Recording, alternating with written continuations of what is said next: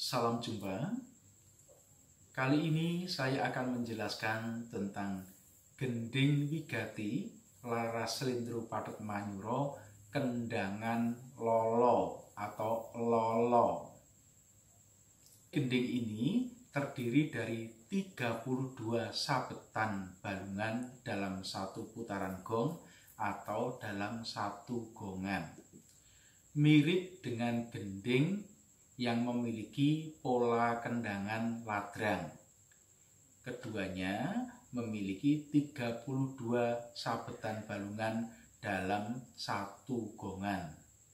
Lalu apa yang membedakan antara gending dengan pola kendangan lolo dan gending dengan pola kendangan ladrang?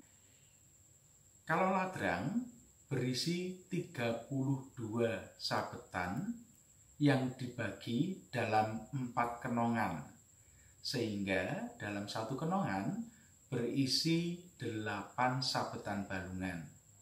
Nah, sedangkan gending dengan pola kendangan lolo 32 dibagi 2 kenongan, sehingga dalam satu kenongan berisi 16 sabetan balungan.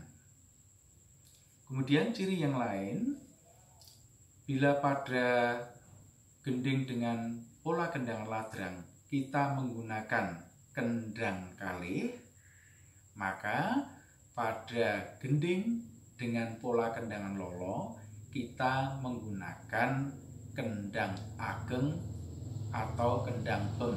Ciri lainnya, apabila pada gending dengan pola kendang ladrang menggunakan rician atau instrumen penanda atau instrumen kolotomik berupa kempul, maka pada gending dengan pola kendangan lolo kita tidak menggunakan kempul.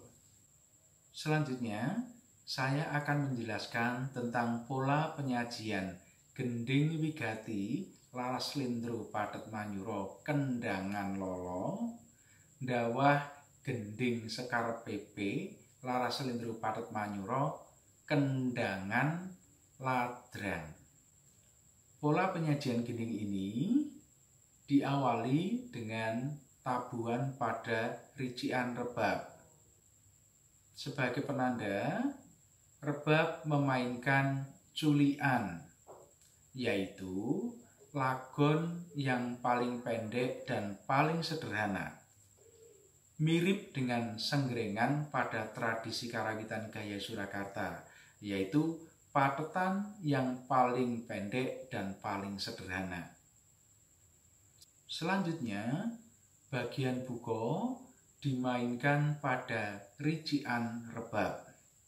Dan setelah gong buko dilanjutkan memainkan bagian A hingga E.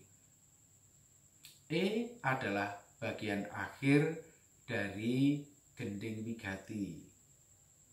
Kemudian kalau kita menghendaki untuk memainkan lebih dari satu putaran, maka dari E dilanjutkan ke F. Sebetulnya F adalah pengganti dari bagian A. Mengapa demikian? Karena pada bagian A masih terjadi perpindahan loyo dan iromo. Selanjutnya bila menghendaki 2 kali putaran atau 2 ulian, maka dari F dilanjutkan ke bagian B. Kemudian dimainkan secara berurutan B, C, D, dan kemudian sampai di bagian E. Pada bagian E, tepatnya pada ketuk yang ketiga, loyonya dinaikkan secara gradual. Tujuannya untuk memberitahu kepada segenap pengerawit dan pesinden bahwa kita akan melakukan perpindahan pada bagian selanjutnya. Nah, pada bagian ini setelah loyonya dinaikkan, kemudian terjadi pergantian irama. Ya. Kemudian kira-kira setelah kenong yang pertama, loyonya kita turunkan. Nah, secara gradual. Jadi pelan-pelan. Nah, tujuannya yaitu untuk melakukan pergantian irama. Kemudian titik di mana pergantian itu terjadi itu bisa jadi pada gotro yang ketujuh atau lebih umum pada gotro yang kedelapan. Selanjutnya dari bagian pangkat bawah kita menuju pada gending sekar pepe, laras selindro patet manyuro, kendangan ladrang. Nah, biasanya untuk penyajian gending dengan pola kendangan ladrang, setelah buko kita memainkan bagian umpaknya terlebih dahulu. Untuk penyajian kali ini dibalik, ya sekali lagi dari ngeliknya dulu. Jadi ngelik kemudian dilanjutkan dengan umpak 2 kali. Ya. Pada akhir bagian umpak yang kedua, kita memainkan transisi untuk menuju ke ngelik. Ya, demikian seterusnya. Kemudian suwuknya akan dilakukan pada bagian umpak yang pertama. Ya. Demikian penjelasan mengenai pola penyajiannya.